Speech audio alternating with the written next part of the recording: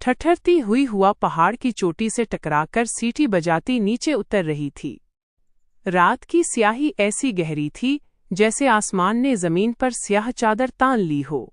इन्हीं लम्हों में मिला नसरुद्दीन एक पत्थर के सहारे बैठे मोमबत्ती की मध्यम रोशनी में किताब के औराक पलट रहे थे। कभी हवा का झोंका आता तो शोला लर्ज जाता, मगर मिला का ध्यान लफ्जों में ऐसा गुम था कि सर्दी उनके वजूद तक पहुंच ही न पाती। रात आहिस्ता आहिस्ता सिरकती रही। कहीं दूर भेड़िए के रोने की आवाज आई, कहीं दरख्तों की शाखें कराहें, मगर मिला नसरुद्दीन के लिए वक्त जैसे रुक गया हो। उनके लिए न सर्दी बाकी रही न अंधेरा, बस इल्म की गर्मी थी और दिल का इत्मीनान। जब सुबह की पहली किरण नमूदार हुई तो मिला ने किताब बंद की, मोमबत्ती बुझाई और इत्मीनान से पहाड़ी से नीचे उतर आए। चेहरे पर मुस्कुराहट थी, कदमों में ठहराव। दोस्त मुंतजिर थे, कुछ हैरान कुछ शशदर। मुबारक हो मिला, एक दोस्त ने तंजिया लहजे में कहा। रात तो गुजार ली, मगर सच बताओ, कहीं आग तो इस्तेमाल नहीं की?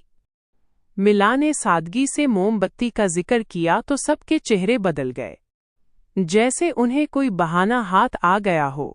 फैसले में देर न लगी, शर्त हारने का ऐलान हो गया।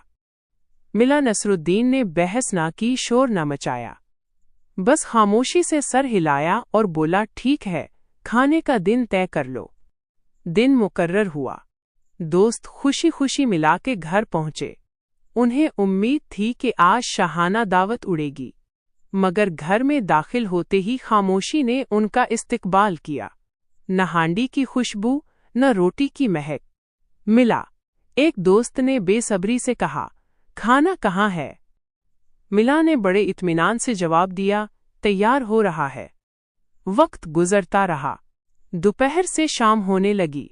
पेट में चूहे दौड़ने लगे। आखिरकार सब ने मिलकर बावर्ची खाने का रुख किया।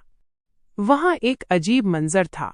एक बड़ा सा देगचा चूल्हे पर रखा था और उसके नीचे एक नन्ही सी मोमबत्ती जल रही थी। शोला इतना कमजोर कि हवा का एक झोंका भी उसे बुझा सकता था। दोस्त हंस पड़े। मोला, तुम हमें पागल समझते हो? इस मोमबत्ती से खाना पकेगा? मिला नसरुद्दीन ने सर उठाया, आंखों में शरारत और आवाज में ठहराव था। क्यों नहीं? अगर यही मोमबत्ती बर्फानी रात में मुझे गर्म रख सकती है तो इस देगचे को क्यों नहीं? एक लम्हे को सन्नाटा छा गया। किसी के पास जवाब न था। सबको अपनी ही बात याद आ गई। वही मोमबत्ती, वही दलील। मिला ने चम्मच हिलाते हुए कहा, खाना तभी तैयार होगा जब पानी उबलेगा, और जब तक तैयार न हो कोई घर नहीं जाएगा। घंटे दिन में बदले, दिन रात में। भूख ने सबको बेहाल कर दिया। आखिरकार दोस्तों ने हथियार डाल दिए। सोने का सिक्का मिला के हाथ में रख दिया गया। मिला नसरुद्दीन मुस्कुराए, देगचे के नीचे से मोमबत्ती हटाई, चूल्हा जलाया और कुछ ही देर में खाना तैयार हो गया। जब सब खाना खा चुके तो मिला ने आहिस्ता से कहा, दोस्तों, कभी किसी के अमल को आधी नजर से ना देखो। पूरी हकीकत जाने बगैर फैसला मत करो, वरना वही दलील तुम्हारे सामने आईना बनकर खड़ी हो जाएगी। कहते हैं दोस्त खामोश सर झुकाए वापस लौटे और मिला नसरुद्दीन की ये कहानी वक्त के साथ लोगों के दिलों में उतरती चली गई।